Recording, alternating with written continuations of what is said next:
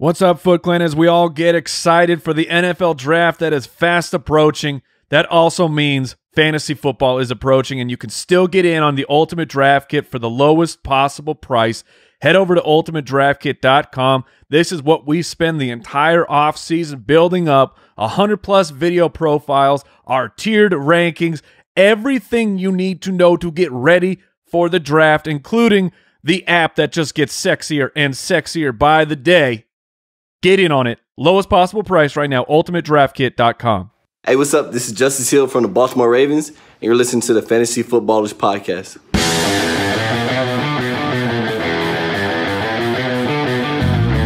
Welcome to the Fantasy Footballers Podcast with your hosts, Andy Holloway, Jason Moore, and Mike Wright.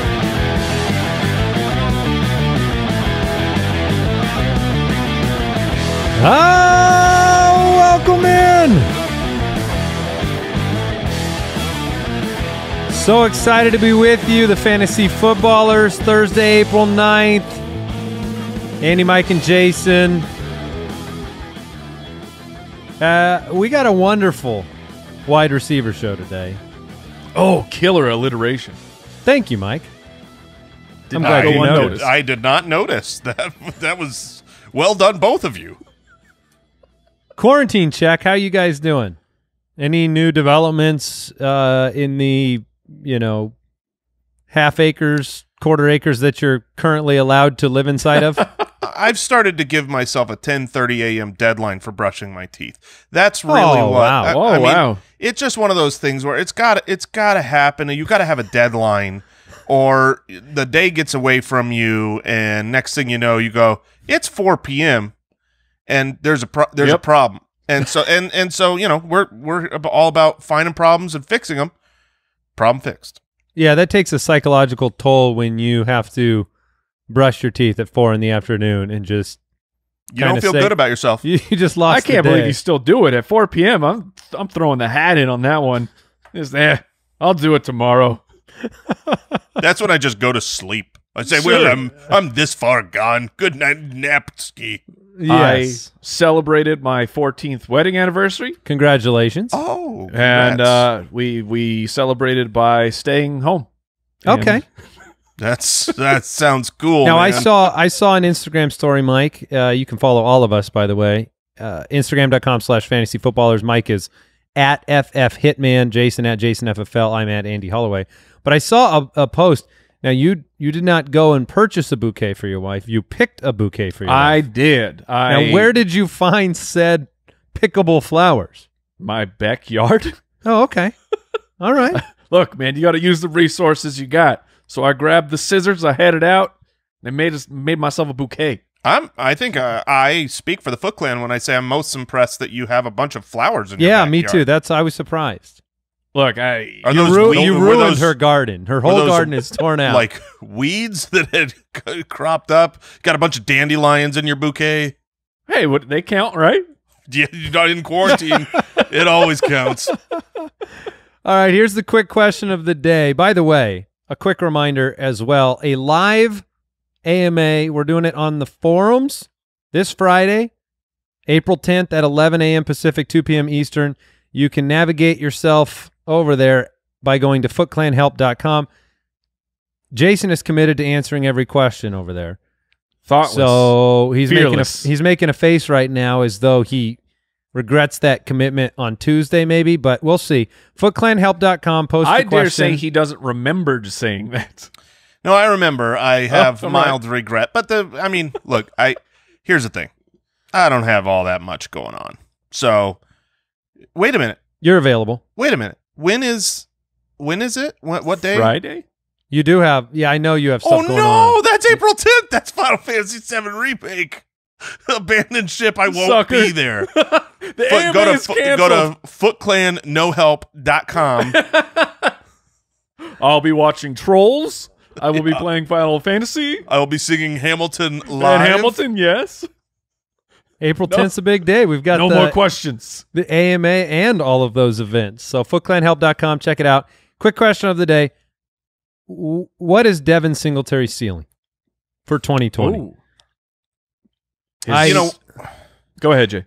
When I saw this question, I basically just saw like, what is Devin Singletary? Because if you talk about what his ceiling is, I think his ceiling is much higher than the probability that he could actually achieve it. He is a very good back. He averaged over 5 yards a carry. He looked electric on the field, but he's got a little bit of the Philip Lindsay syndrome, where what's going to happen with him, and you saw this the second half of the year. Yes, Frank Gore was there, but he was the workhorse back. I mean, he was getting 15-plus carries game in and game out. But if he doesn't get touchdowns, you end up with a really efficient, productive day with a lot of volume, and he's got 70 yards on the ground, and it doesn't feel good in fantasy when you get your 7 fantasy points. And, so the thing is it's about touchdowns to me. That's going to be the differentiator as to whether or not his ceiling is reached, because he's a good back who looks like he's going to have at least the lion's share, assuming they bring in another back, but they did not use him inside the 10-yard line. That just wasn't – I think this is from memory. I think he had 3 carries inside the 10 all season. And, if he ends up with a handful of touchdowns, 4, 5 touchdowns, you're going to be really disappointed. Now, if that changes where inside the 5 they start giving him the work, and I don't think they will because he's a 200-pound back, then his ceiling changes to low-end RB1, like a RB12. I just don't think he gets there. What's crazy to me is looking through the numbers and trying to remember, because he was so shifty. He's a little bit smaller, but tied for the 4th most runs of over 15 yards, despite being 28th in rushing attempts. But then you look what happened to him in the passing game. It's absolute insanity. The inefficiency where here are the final games. 1 reception for 2 yards. 2 receptions for 2 yards. 1 reception for 4 yards. Like how is that possibly happening to Devin Singletary? That's so weird. That's called giving him the ball right before he gets tackled. That's called a bad decision. Yeah, I think you're right, Jason, about the fact that his ceiling is very high if he can find his way into the end zone. I love the Bills and the prospects of them having a very good offense for this upcoming season, the opportunity for them to be a playoff-bound, division-winning type of team. But it will just come down to the fact that, much like Miles Sanders, Josh Jacobs, does the team trust him enough to put him on the field in important situations? Do they pass him the ball enough? Because I think he's, we saw his screen game capability. So if that increased, I think you would see more and more big plays because he's so explosive. But I think he's a top 20 back. I don't know if this is a top 10 type of season for Devin Singletary. Whereas I could see top 10 from, I could see things working out for Miles Sanders and Josh Jacobs into the top 10. Like the Bills, they traded all their picks basically for Stephon Diggs. So do you guys see them spending a pick that they have left on a running back? And if not, then Jason, you were talking about his build. TJ Yeldon is still there, and TJ Yeldon is a larger guy. Like TJ Yeldon's a 220-pound running back. You feel like he's going to slip in here for the goal line carries like Frank Gore had? No, I don't think so. I think that if it stays status quo, Singletary will get the opportunity. It's funny, in my college scouting last year on Singletary, I remember thinking if people would use him as a goal line back, I think he'll be very successful because he usually makes the first guy miss. If you just need a couple of yards to get in, he's very shifty, but people get very pigeonholed into the big, strong back that can just move the pile 2 yards. I like the Danny Woodhead on the goal line. Give me that. Exactly. But the reality is they still have 7 picks. They traded their first, but they've got I think a couple of 2s, or they have plenty of capital to get a running back, and I fully expect them to get a bigger bodied running back as a Frank Gore replacement in this draft. I don't think they'll pick one up in the draft. I think they'll get one through free agency, and you'll end up with a similar situation. Gore has a certain level of goal line respect that he has achieved for whatever reason, but I think we're all saying the same thing. I think Singletary is a very talented back. It'll come down to opportunity and touchdowns. Do you guys see Hard Knocks is going to be both the Rams and the Chargers this year, by the way? I did. It's very interesting. I assume this is new stadium related. Well, they're petitioning to combine the teams as well, just into one record, combined rosters. Who instigated this? Was it the Chargers? Yeah. Yes, it was it was both teams. Both teams need some help, maybe. Yeah, but we don't get Jeff Fisher this time. Yeah, I know. We don't get the speech. I'm not going 7-9. I'm not going 8-8. Yeah. We got on that show. We got on that Hard Oh, Knocks. yeah, we did. No. We were on the Amazon show. Oh, yeah. Okay. Yeah. I thought we got on to. I thought we were on the Hard Knocks as well. Knocks. Was it Hard Knocks? I think Yeah, it was. I think they put a clip of me bashing Jeff Fisher. Yeah, they did. They had Jason featured bashing Jeff Fisher. We'll have our people look into it. And then Jason ended up following that up by dressing up as Jeff Fisher for Halloween. Yeah, baby. So what else is going on? We know that the NFL's going to be doing a very interesting, potentially technologically challenged draft, but we're all looking forward to it. You guys just want to jump into the wideouts? Yep. Wide receivers. All right, we just did 2 episodes, our early running back consensus rankings. It was a lot of fun. We're jumping into the wide receivers now. Number 1 is Michael Thomas. Shocking. Shocking, right?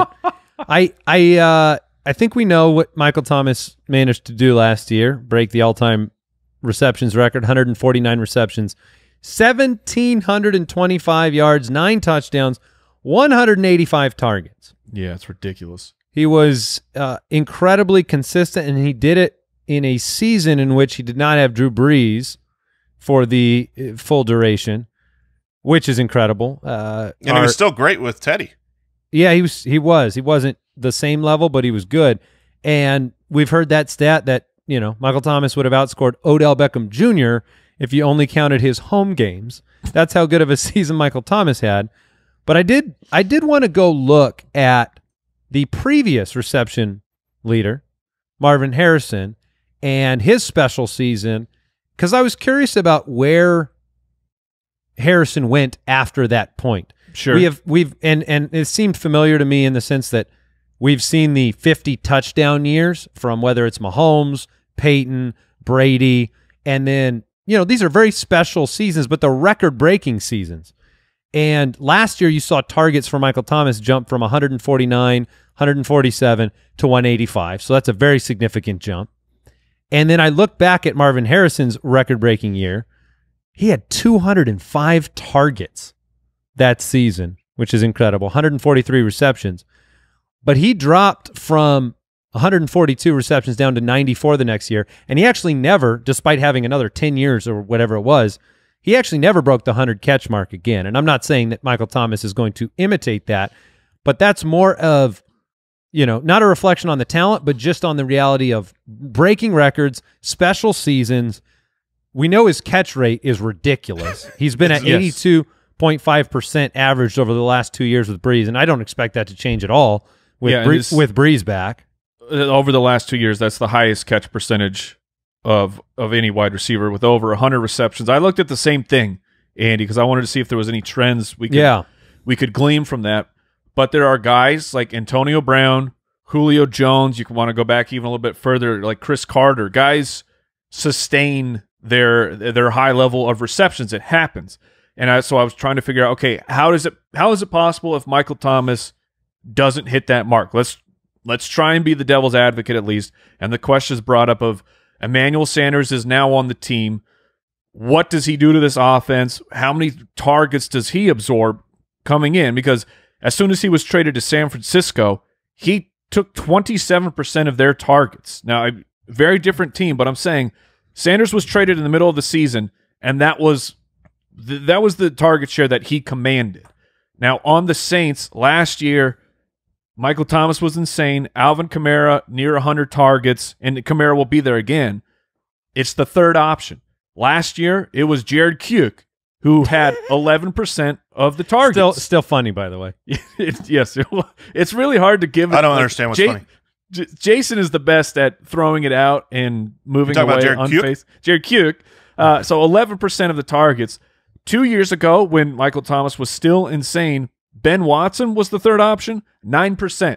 So Yeah. that's what Michael Thomas has had to deal with. Alvin Kamara and then tight ends who are getting about 10% of the market share.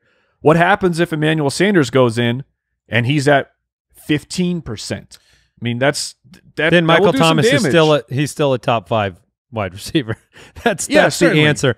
But the odds of repeating are very low a season like this, without question. I looked to move him down because I don't believe necessarily that he'll be the number one, but because this is the early wide receiver ranking show, I felt like he deserved it. After the season he had and, really Emmanuel Sanders being the only one to come in here and cause problems. Now, when we stat everybody out for the Ultimate Draft Kit and we actually break down, well, how many targets will Emmanuel Sanders have? How many passes is Drew Brees going to be able to throw? And what does this, what does this mean for Michael Thomas? I'll bet he doesn't end up as my number one, but this was honorary because he just had a historic season. And if you were to take him number one overall at wide receiver, not number one in the draft, but the first wide receiver off the board, I don't think you're going to be disappointed because his baseline is so high. His, you talked about his catch rate, Andy, just being astronomical, but of his 180 targets, 155 were deemed catchable. So his true catch rate was 96%. I mean, he's absurdly good. great. He's good. Yeah, solid point. Yeah. At the end of the day, I wanted to ask this question before we move on. What's the percentage odds you would give him finishing at number one? Because I know that, the variability, other receivers stepping up. Is this a 50-50 shot for you? Is this No, that's way much too high. lower? Okay. Yeah, it's in the 20s, just because I think there's easily 5 players that could finish number one. So, if you say what's the percentage chance of the next few we're going to talk about finishing number one, it's probably near the 20s. And Yeah. my last point here, against Michael Thomas, Drew Brees was passing at a rate that we haven't seen in a long time. Like his actual 16-game pace was 597 attempts. To put that in context, 2 years ago it was 489. Before that, 536. So Brees was just having to throw the ball a whole lot more. So we'll see if that continues or not. The nice thing is that his record-breaking statistical performance last year was in a more predictable category. What we've seen from Michael Thomas for multiple years: high catch rate, low yards per reception. It wasn't on the basis of a 17 touchdown type of season. Like he had 9, and I probably wouldn't bet on him having fewer than 9 touchdowns again this year. That seems reasonable, even if Kamara runs in a few more, whatever the case may be. Number 2, we actually have Julio Jones. Julio Jones is our consensus number 2 wide receiver. But Andy, isn't he getting old? Yeah, I mean, we are all getting old, Jason. We're all getting older. I didn't ask that question. Why are you responding to me? That was the public Oh, opinion. I'm dare sorry. you. Yes. Jason has him at 2. Mike and I have him at number 3. He's averaged 161.7 targets over the last 6 seasons.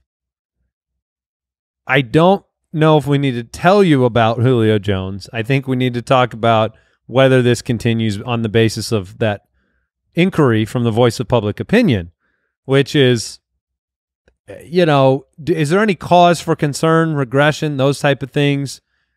I don't think so this year.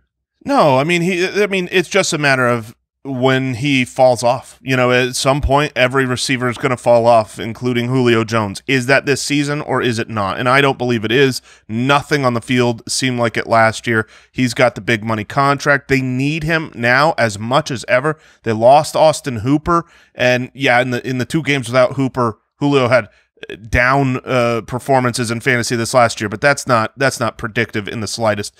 I mean, this is a team that really needs him to be great. He looked great. They're paying him to be great. I still think you're going to get the same old Julio. And so when I put him number 2, I think you're going to get more of the same of the last 4 years, which is a top 5 wide receiver guaranteed.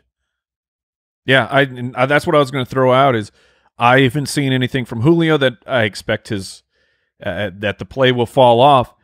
And Austin Hooper was responsible for 14% of the targets, even with all the games that he missed.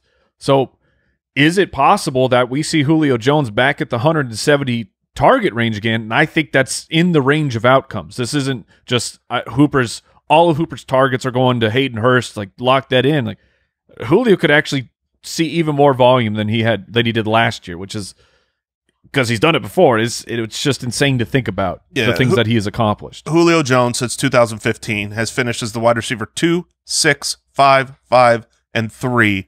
He's just as consistent as it comes.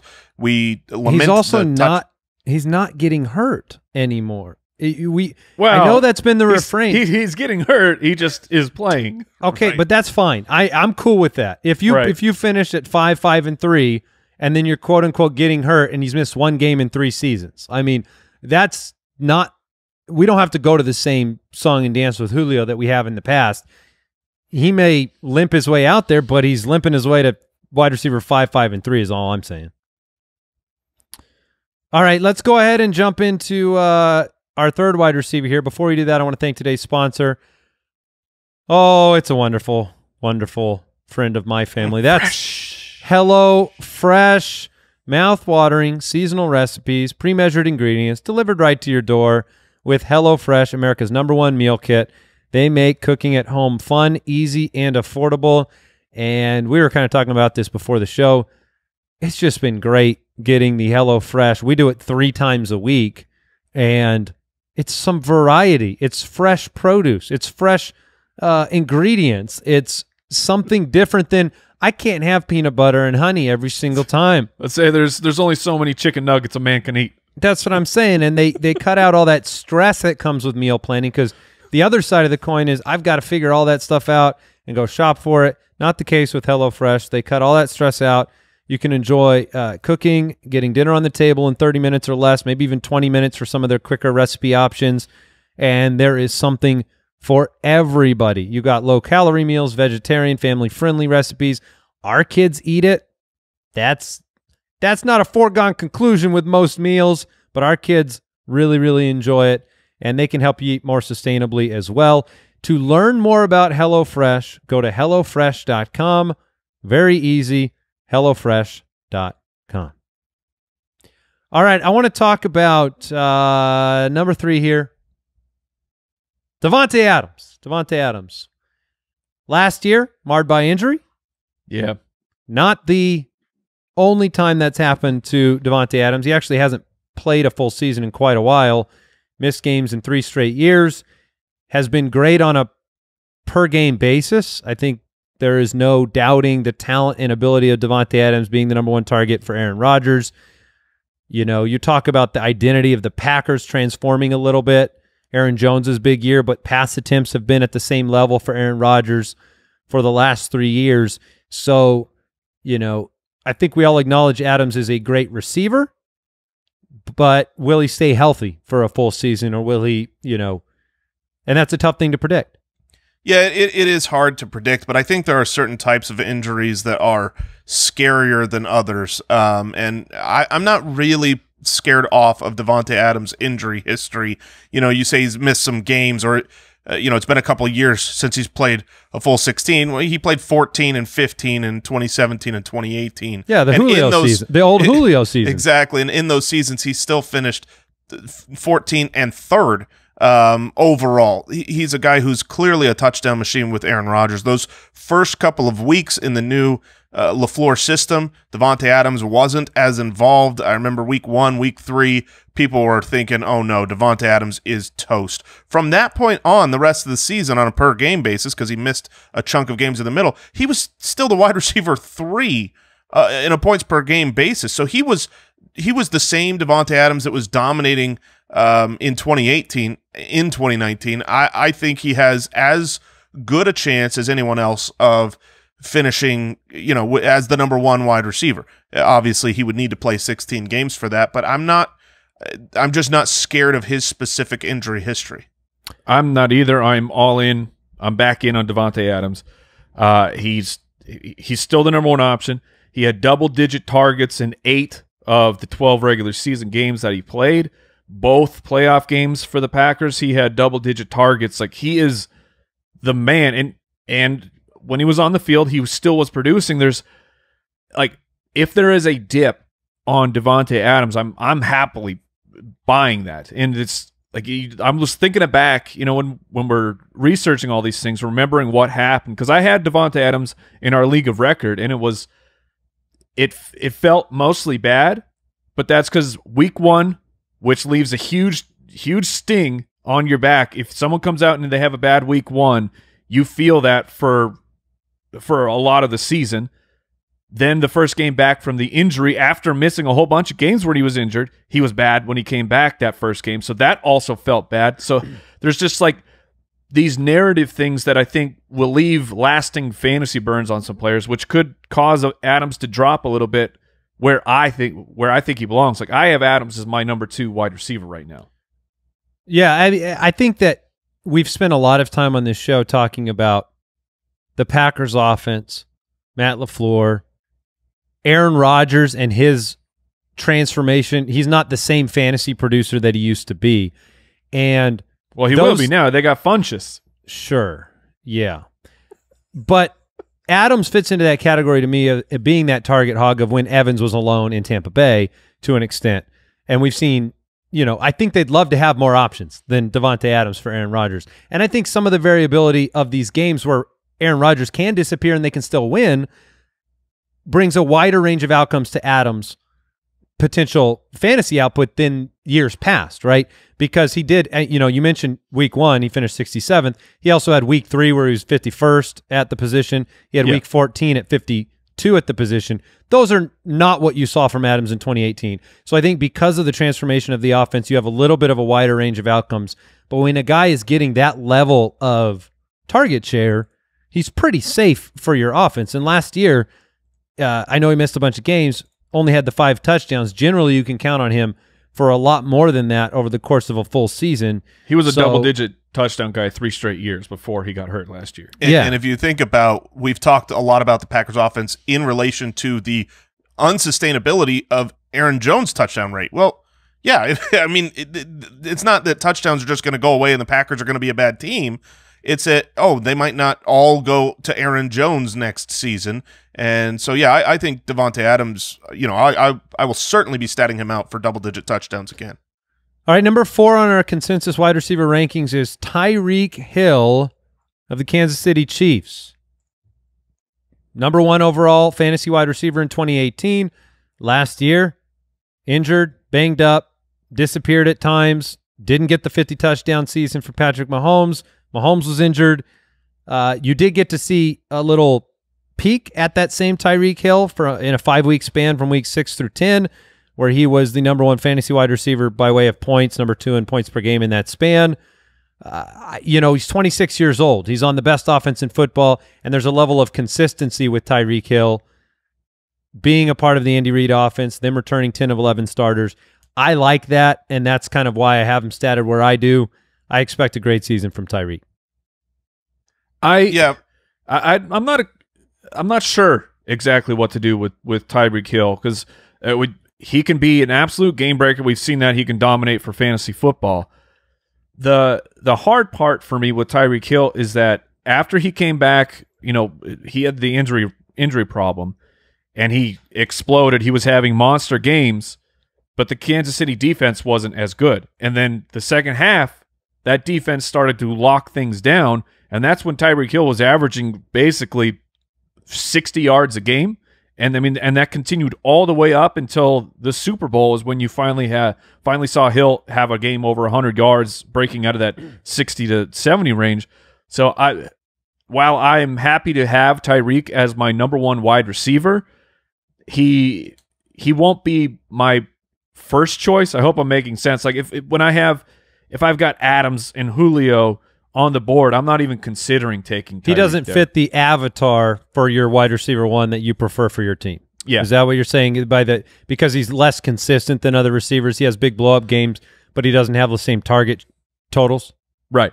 Yeah, I think you bring up a good point with their defense locking things down, them not necessarily needing to always score at will. And some of the things we saw last year during that stretch, those final 7 games were rough for Tyreek in fantasy. Yeah. That was when he was healthy and back out there on the field.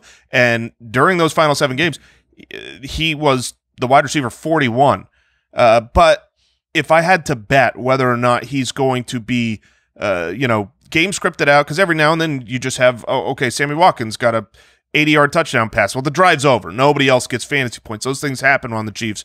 But if I had to bet whether or not Tyreek Hill stays very inconsistent like he was this last year, big blow-up games, big disappearing acts, or is like he was the previous 2 seasons where, over the those years, what was he, wide receiver 4 in 2017, wide receiver 1 in 2018, I'm going to take his upside. I do agree. Yes, I do agree with Mike that he is. I think you said it well. Like, I would be super happy with Tyreek Hill as my wide receiver 1, but I'm not going to take him over the guys who are such the clear and only option on their team. The same way some of those guys we've talked. Julio, the other 3 guys, they're the clear number 1 with a really distant number 2. And here you've got Kelsey as a good option and plenty of other speedsters who can just end a drive in a minute. Yeah, it's a fair discussion. I have him ranked at 2 because that's where I think he'll finish fantasy-wise. But from a preferential standpoint, if you want to go with one of the bigger target, higher reception total guys, I get it. Tyreek had a very significant injury last year. And even though he came back from the injury, we all saw him go. Jason, you had him on your roster. We saw him go down multiple times where you thought, oh, no, he re-injured the same thing or limps off. He kind of gets carried off the field and you're like, oh, he's done, and then he's back. So the offseason should do him well in that regard, and that'll help get him out there to begin next year. Number 5 is DeAndre Hopkins of the Arizona Cardinals. We hope. Oh, get out of here. Hope. It's done. Look, all you people, the physical hasn't happened. Hopkins is on the Cardinals. Like, just let it happen. Yeah, he is. Let it wash over you. He's finished as the wide receiver 1, wide receiver 2, and wide receiver 5 over the last 3 years with 174, 163, and 150 targets. I wanted to look at the passing volume of Houston and Arizona last year. They were both middle of the pack in terms of pass attempts per game, and they were actually back-to-back. So very similar. Cliff Kingsbury came in and increased what Arizona did on offense tremendously, but, trying to find, a way to predict what Hopkins is going to do transitioning to Kyler Murray, where did you guys end up?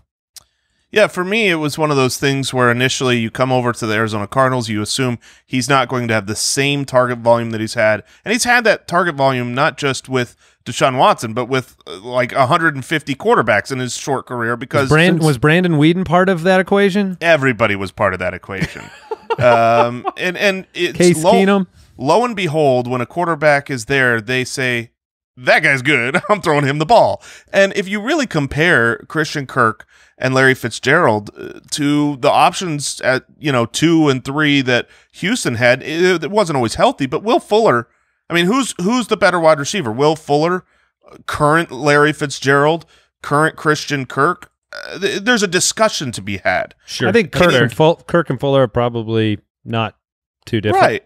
And Kenny Stills there. So I do think that Hopkins will retain his large market share in a good offense with a quarterback who, was already, I believe, the quarterback 8 in fantasy this last season as a rookie, will certainly go up in the touchdown category.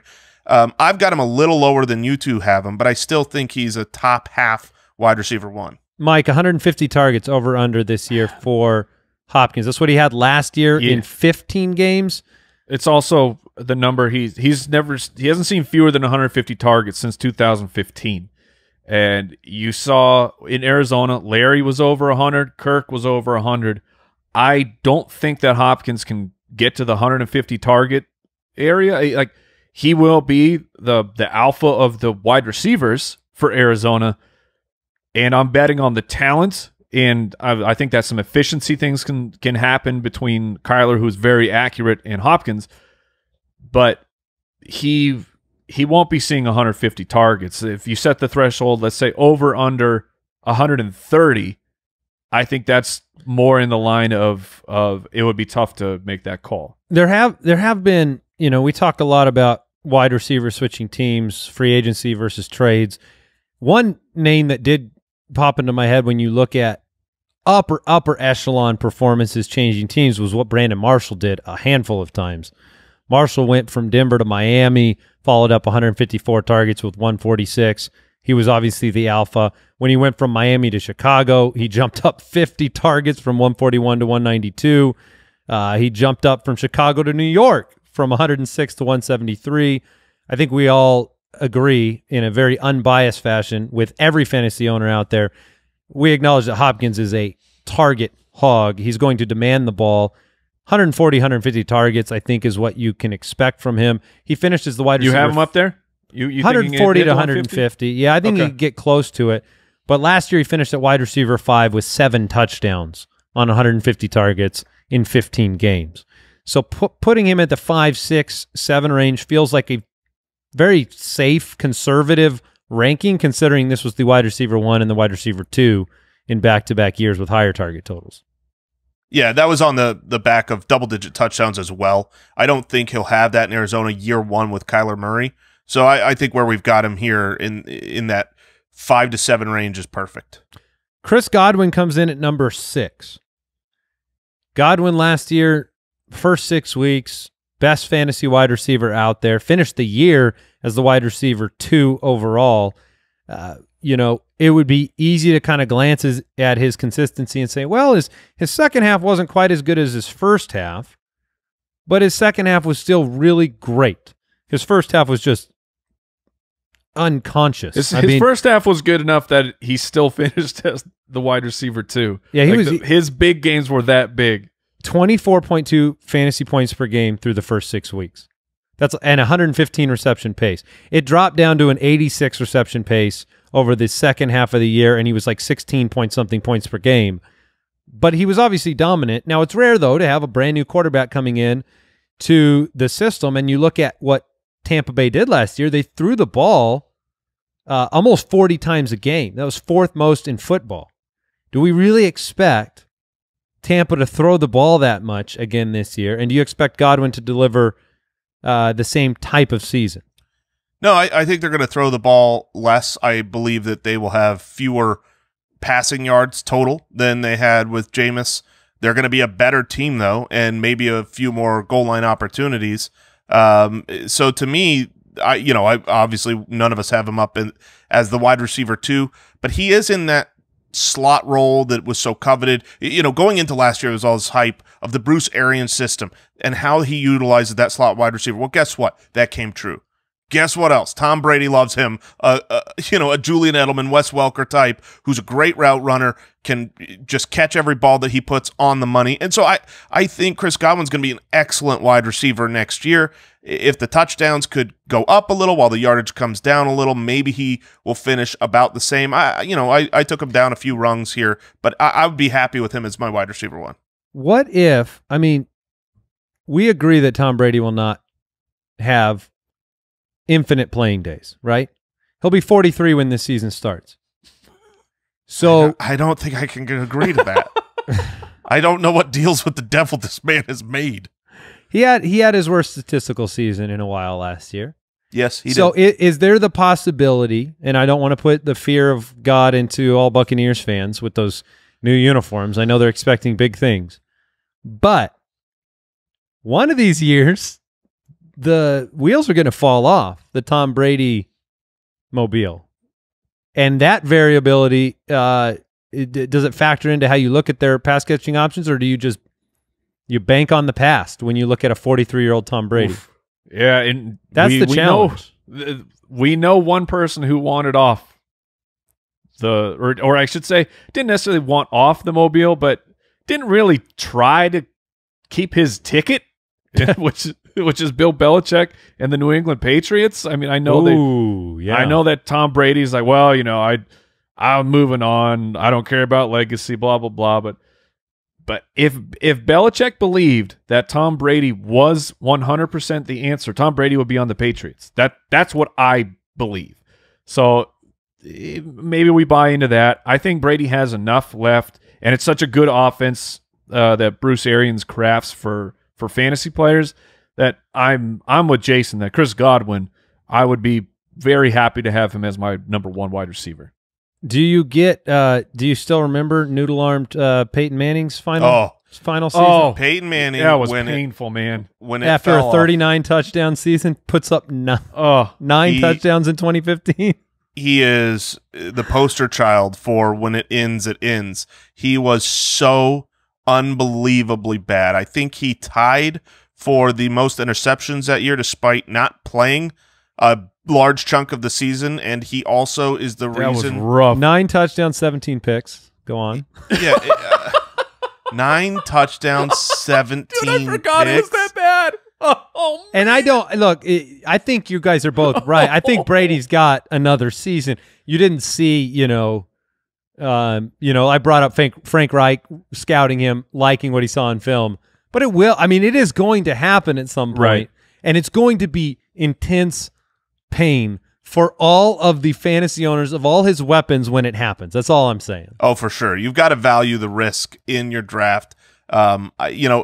I guess it's very narrative-y, which is not where we usually want to live. But I have a hard time it's a believing. great place to be. Yeah, Narrative I have- Street is fun. Well, it's certainly There's great fun, shops.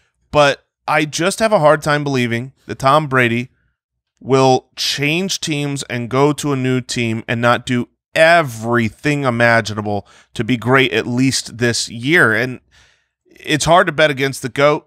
So You're talking about getting a new birth certificate. I see what you're saying. I obviously it will end at some point and it will be bad. Maybe Tom Brady is now 39 years old.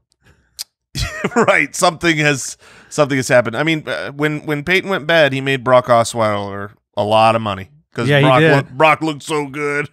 It's like What's his name again? Brock Osweiler. Okay. All right. I just wanted to hear Just it confirming. again. Just confirming. All right. Osweiler. Number 7. Oh yeah. So smooth. I find myself falling more and more and more in love with Kenny G, Yep. especially on that note. Oh, listen to that sustain. Last year, Kenny Golladay, 65 for 1190 and 11, which I believe was tied for the league lead in pass catching touchdowns. There were only 2 wide receivers with double-digit touchdowns last year. 3 pass catchers. It was a very down year. Yeah, well, Mark for Andrews, touchdowns. Kenny Golladay, and who was the other receiver? That is a great question. I believe it is Cooper Kupp. I will look I'm that Ron up. Burgundy. I'm Ron Burgundy. I think you might be right. Mike and I have Kenny Golladay at 7. Jason has him at 9. Last year, he didn't have Matthew Stafford for the entire season. Still finished as the wide receiver 6, which you kind of just shake your head at him overcoming that situation. David Blau. David, yeah. Blau. With Stafford, he was on a 70 for 1280 and 14 pace. Without Stafford, 60 for 1108. So he really didn't lose much off of That's it. amazing. It just if you was an remember- offense that didn't get closer to the red zone as often. If you remember the specific games, though, when he didn't have Stafford, so much of it, I mean, obviously, very it's, hit and miss, big play. obviously it's skill because these are NFL players, but it was such a lucky bailout of just this crazy roll around, scramble, and just bomb it down, and he got a touchdown that bailed out a game, and which I mean is great. I don't think a lot of people were playing him for some of those games with Blau. We were But terrified. it speaks to your point that if he can get it done with a bad quarterback, and Stafford is able to play a full season here with that bad back, shouldn't he be higher than I've got him at 9, and I have a hard time moving him higher than that. But let's just compare him to the aforementioned, the risks with Chris Godwin, and I start to think to myself, well, what's the upside of both of these guys? Whose ceiling is higher? And I think Galladay's ceiling is higher, and they both carry a little bit of risk. Having been that, I don't think Golladay is really. I don't think he's proven it yet. That's where I feel. Whereas Chris Godwin last year proved it, and I know he finished as a good fantasy asset. What? Mike, Golladay turn hasn't your head to proved this it? direction at the same time, Mike. Right here. This is where you need to be. for that. And that's what I feel. And so I realize he had 1,111, and so you say, well, he's done it. He's broken out. For some reason, when I watched the specific, the way that it came, I just wasn't bought in. You had Marvin Jones missing a lot of time. Judge Giamatti, you know more than any of us about the burden of proof. Has Kenny Golladay provided the burden of proof with a wide receiver 6 finish with half a Stafford? Oh, yeah. Oh, Haff- yeah. Just Matthew like a Hafford. judge would say, oh, yeah. I love Kenny G. So So Stafford played through the Oakland game, so 8 games, and up to that point, let's see what Kenny Golladay had done. Let's see, we got 4 games over 100 yards, at least 1 touchdown in 6 of those games. Like, Kenny Galladay's a beast, man. Just accept that. Let me try to Like, change your mind for a minute. You're blowing my mind. now we're having an argument I can get behind. Like Chris Godwin. That was the first time we've really seen something from Chris Godwin. We've seen Kenny Golladay have multiple good seasons. Yeah, I mean, look, what you're saying is factual. It is not wrong. There's something in me that really has a hard time truly believing. You know, obviously, you had 3 games missed from Marvin Jones. Yeah, I mean, Which he was, by the way, worse without Marvin. He was better with him. I did know that. Oh. I did actually know that. So I mean, look, strong arguments, and you know, when we're talking through this and getting a little deeper on the players, if I was on the board and I'm looking at, you know, Chris Godwin behind Andy and or Kenny Golladay behind Andy, I'm gonna take Kenny Golladay. So I need to adjust my rankings. So when you look at Golladay and you look at Evans and Godwin, that's what I was going to bring up is kind of confidence levels on taking a Golladay alpha secure versus, you know, it's not like Evans wasn't an absolute beast, and we can move on and kind of talk about them together for a second. One last stat I want to remind people about with Kenny Golladay, and we mentioned it in February with the Shocking Stats Show. He had a league-high 13 10 zone targets, 37 20-plus yard targets. That's pretty neat to be featured in the big play capacity and the red zone. Air yards and end zone targets. Well, I mean, he obviously you have to, right? Because he had 116 targets, 65 receptions. So it's just why it's a little bit harder to bank on. But now you're talking about a Mike Evans type. So I think it's appropriate to compare those 2 players. Mike Evans, who is clearly, he's broken out since his rookie year, has never had fewer than 1,000 yards, is a red zone monster. So why is Kenny Golladay better? Is it solely because Brady is there and he's not going to throw the ball deep? I think I'll share my Evans thoughts, and we've just seen Evans kind of transitioning in some capacity, and it's probably the emergence of Godwin or just other targets in general. He's gone from 174 to 136 to 138 to 118 targets. He hasn't had that double-digit touchdown season that was kind of his calling card to begin his career in, I think he's 3 years, 3 straight years without doing that. It just seems a little different to me. Wide receiver 18, then wide receiver 8, then wide receiver 12. Is Evans, have we seen Evans' best? Let me ask you that. Have we seen the best of Mike Evans' career now? Last year, 67 for 1157 and 8. Fantasy-wise, I wonder if we have. I think fantasy-wise, statistically speaking, yeah, I think his best season has been had because going forward, obviously Brady's getting older, then they're going to have to replace him with someone, then he's lost his prime years. If it doesn't happen, say, this year, I don't imagine that Mike Evans is going to beat those massive seasons he's had with 1,312. Mike? We're both very silent. I thought you were going to jump in. Yeah. there. Oh, sorry. Yeah, I think we've probably seen the best Mike Evans season. Yeah, I mean, he's in. To be fair to him, he is entering that, like, what you consider for a wide receiver, that prime age where they're, 26 to 28 years old, because he's going to be 27 when the season starts. So it's possible that we haven't seen the best of him for fantasy purposes, though. Are you happy with him as your one? That's another Mike Evans? Yeah, are you happy with Mike Evans as your wide receiver 1? He's ranked 8. I mean, we say all these things, and obviously he's a top 10 by consensus rankings and where he's going to finish. But is this another case of a little bit uncomfortable? You're not, yeah. Mike. Well, it doesn't help that the way that he went about. I mean, It was a weird ping pong ball of a season. He literally had a 0.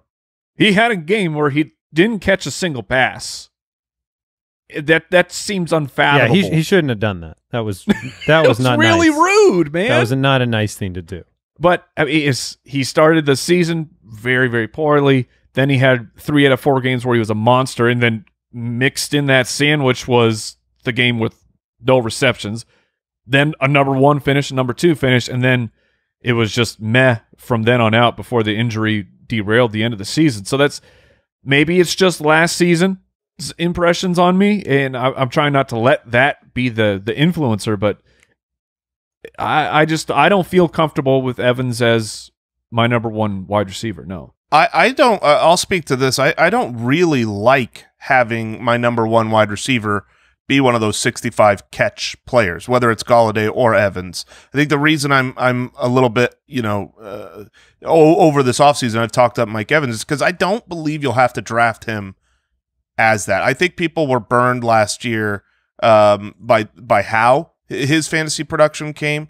And the fact that he was now the number 2 on his team, and now Brady coming, I think there will be a lot of things that push Mike Evans down where you can draft him as a 2. And if I can have Mike Evans as a 2, a big blow up potential with a high volume guy as my 1, that's a strategy I would prefer. Whereas Golladay, I expect Golladay will be drafted ahead of Mike Evans, and you'll have to draft him as a 1. I'll speak for myself, and I don't know how you guys felt. I know we went through and we gave early rankings individually up to probably wide receiver 40 or so when we built out our consensus rankings. I felt like there was even more of a disparity from the very top to the question marks surrounding guys from about 5 or 6 on. Because you're talking about, if Evans is in that variable category with Brady coming on board, Golladay, low reception totals. We're going to talk about 2 more guys today. Amari Cooper, who I know Mike has his questions. Yeah. We all have our questions. I mean, that's ridiculous to say just Mike, because Cooper went from the wide receiver 3 in the first 10 weeks to the wide receiver 43 over the last 6 weeks.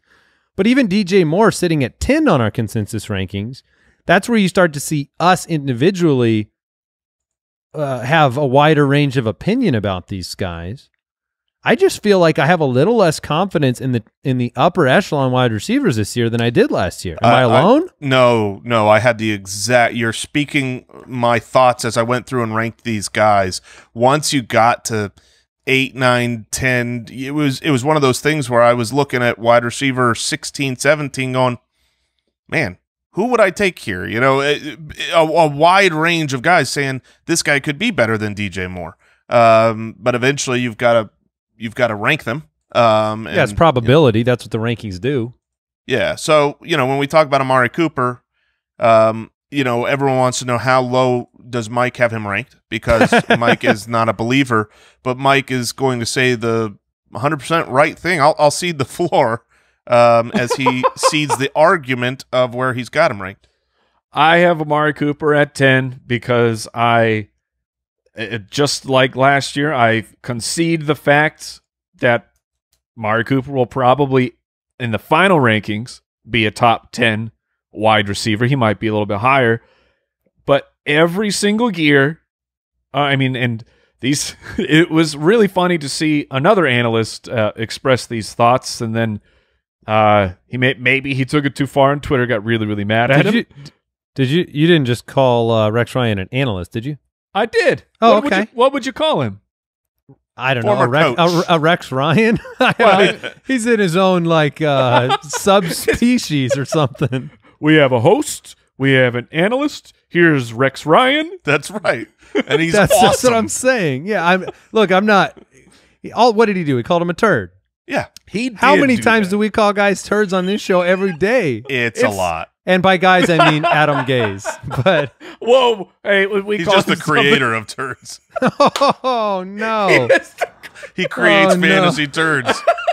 If you know what I'm talking about, Mr. Beehole. I guess he really does. Yes, it's all coming together. But so it was very, very interesting to see someone on TV kind of sharing the same thoughts where Amari Cooper is excellent for half a year. He disappears for maybe not just the second half, but a half of the year he disappears, and it happens every single year, and there is an excuse every single year. I'm done for with the Amari Cooper. excuses. I'm done with the excuses. That's Are what. you? All right. Yeah, I am, because he will have a very strong season. I have him at 8. He will finish there. But it will not be without pain. It will not be without suffering.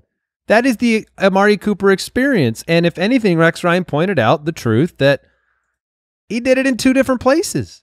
And now he's Right. been paid a huge amount of money. And I tried to make the excuse for him when we talked about him a couple weeks ago and just saying, well, it's hard to look at his performances against top cornerbacks because they don't target the top cornerbacks. That's not what I don't make that excuse for other great wide receivers. And what's really hard I about just don't get it. That's the truth. I don't get it. Nobody I don't does. understand how you can dominate on a level No one understands that it. puts you at number 3 or number 2 or number 6 or number 4 on a given week, and then you can evaporate into the air like a mist. no one can explain it. And you compound that with the fact that a wide receiver on his team had about 80 fewer yards and 2 fewer touchdowns. And that's what separated Michael Gallup and Amari Cooper. And we're not even considering ranking Michael Gallup here in the top 15. Yeah, we're not considering that, but their production was very, very, very similar. well, Amari did deal with injury. And So did Michael Gallup. let- Michael Gallup did that in 14 games. Yeah, but Let Amari me- Cooper's going to make $100 million. Right. Yes. 100 million. Here's the thing about Amari Cooper. Yes, he disappeared for half the time he was in Oakland.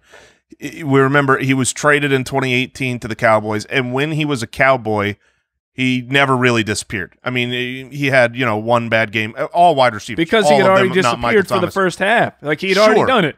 Sure, you could say he already did it, and he's got some magical quota of disappearing. But he was a Cowboy, and in those 8 games, he was dominant. He was on a 1,300-yard, 11-touchdown pace, great every game. Then he comes in the next season and looks like the guy that they traded for and dominates. And then he gets injured and sucks. In Oakland, it was always like which game is he going to show up? You can never guess. But the way that I look at it, and it is hard to apologize for a guy year after year after year for the same thing. But I think he's been consistent with the Cowboys until he was injured. And so if that was the issue and he comes out and plays great, Amari Cooper could very easily be someone we're talking about in the upper echelon as I It feels totally like he will understand. just find a new issue. That's Yeah, what he's no, it chosen does. to do.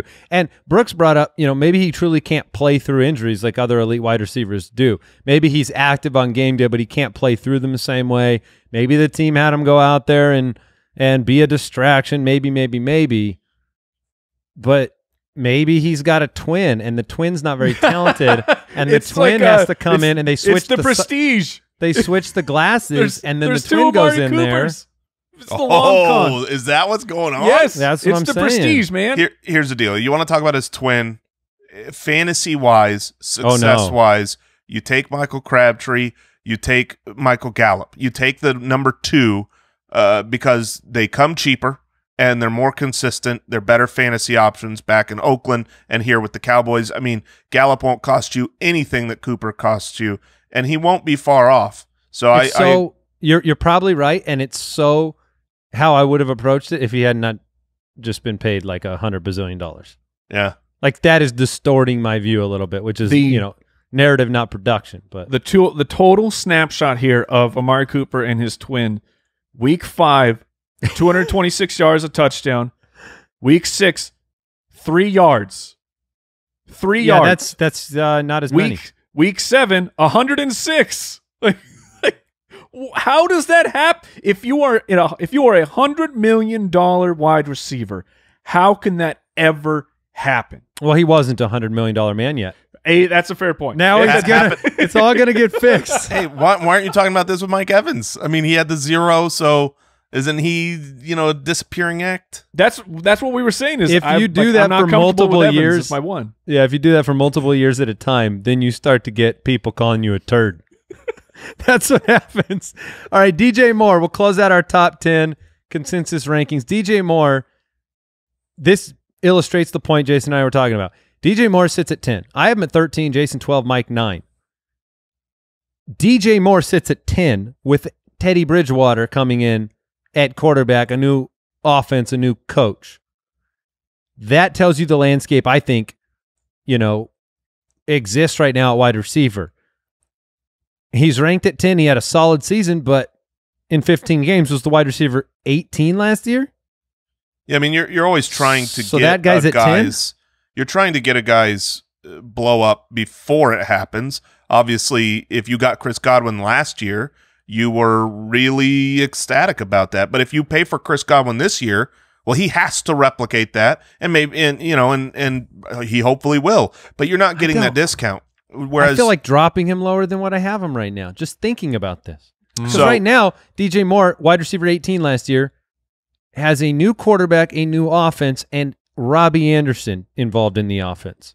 well, That's the current state of affairs. I'll give the floor to Mike. You've got him inside your top 10. I certainly see the talent, but talk up DJ Moore. Well, he did that with 4 touchdowns, and he did that in essentially 14 games because unfortunately in championship week, if you remember, he got knocked out of the game right at the very, very beginning. So his production was only in 14 games where he was nearly 1,200 yards and 4 touchdowns, and that was with horrifically bad quarterback play. Like he still got it done those first couple weeks with Cam Newton where Cam did not look like Was throwing the tomahawks. Yes, he should not be on an NFL field. And then the other trash that started playing quarterback, he still got it done as well. On top of that, he was 22 years old last year when he was getting those things done. Like I believe in the breakout age. DJ Moore, we talked about it all the time, but he was our favorite prospect that year. His athletic measurables are off the chart. His production profile was off the chart. He was the first wide receiver taken in that draft, and we saw this was like last year was the breakout. And to say he has a new quarterback, true, but his quarterback is way better now. His quarterback is far more accurate, and his DJ Moore's skill set of being able to take a short slant to the house, that matches up totally with what Teddy Bridgewater is comfortable doing. And that's not to say DJ Moore can't stretch the field because he's really fast. Like Carolina threw the ball the excellent. second most in the NFL last year. Yeah, and now you're bringing in a college coach. So I think the arrow is But what about up. the Robbie Anderson factor? You think that are you counting on touchdowns to jump up for DJ Moore? Because I don't know if you're going to see. I mean, do you think he's a 90 catch guy next year? Yeah, he was at 87 in 14 games. So yeah, I would definitely put him over the 90 reception mark. I think he hits at least 6 receiving touchdowns. And Robbie Anderson, to me, just makes the team better. Like if you have Curtis Samuel and Robbie Anderson stretching the field and opening things up, like DJ Moore is going to be in the middle of the field all by himself. You know what's go ahead, crazy? Jay. Well, I was just gonna say, it's a matter. Sometimes these rankings, when I have a guy low and it's like, man, I've got him way lower, is not about just him. Yeah, it's and that's about fair. the other guys that go ahead.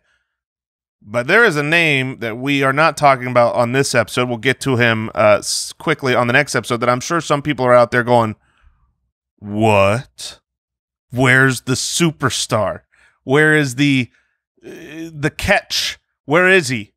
He's not in our top 10. Yeah, he's not. Yeah, look, DJ Moore's. You bring up a good point about his age. You bring up a good point. Obviously, you hope for more efficiency from Teddy Bridgewater, but it is hope. Teddy Bridgewater has not supplied fantasy value to very many players in his career. And he also never had a contract like he's on right now. The old Amari Cooper theory. Yeah, but quarterback contracts did not produce the greatest things for the Mike Glennons of the world. But I just think there's a lot of question marks around DJ Moore. I don't and think that's fine. I think his range of outcomes are not all up. I don't think it's all up for DJ Moore as a potential outcome. I obviously have him at 13, so I still like the season, but it illustrates the fact that there is a lot of variability, and I'm going to have a hard time drafting a player like DJ Moore over somebody like T.Y. Hilton. Well, then that's going to be a tough thing. You're going to be looking at your fantasy opponent, and DJ Moore is going to be in that lineup, and then Coach Jaw is going to let you know what's coming. Murder! I think that's it. Thank you for tuning in. Again, footclanhelp.com for our AMA tomorrow. Make sure you head over there, and we'll catch you later. Goodbye. Thank you for listening to another episode of the Fantasy Footballers Podcast. Join our fantasy football community on jointhefoot.com and follow us on Twitter @TheFFBallers. And Foot Clan, we also want to thank Pristine Auction. Heck Go yeah. to pristineauction.com right now. Do it. Go. On there. Use the registration code BALLERS. Okay? Ballers. Simple to remember. You get a $10 credit. And listen, a Devontae Adams signed jersey yesterday, $73. $73. Hundreds of daily auctions. Many of these fine wide receivers find their apparel at pristineauction.com. And you can pick up a signed Mike can get his DJ Moore jersey. I say you can get like a top 10 guy like DJ That's Moore. right. Pristineauction.com. Use the code BALLERS. Get a $10 credit. Pristineauction.com.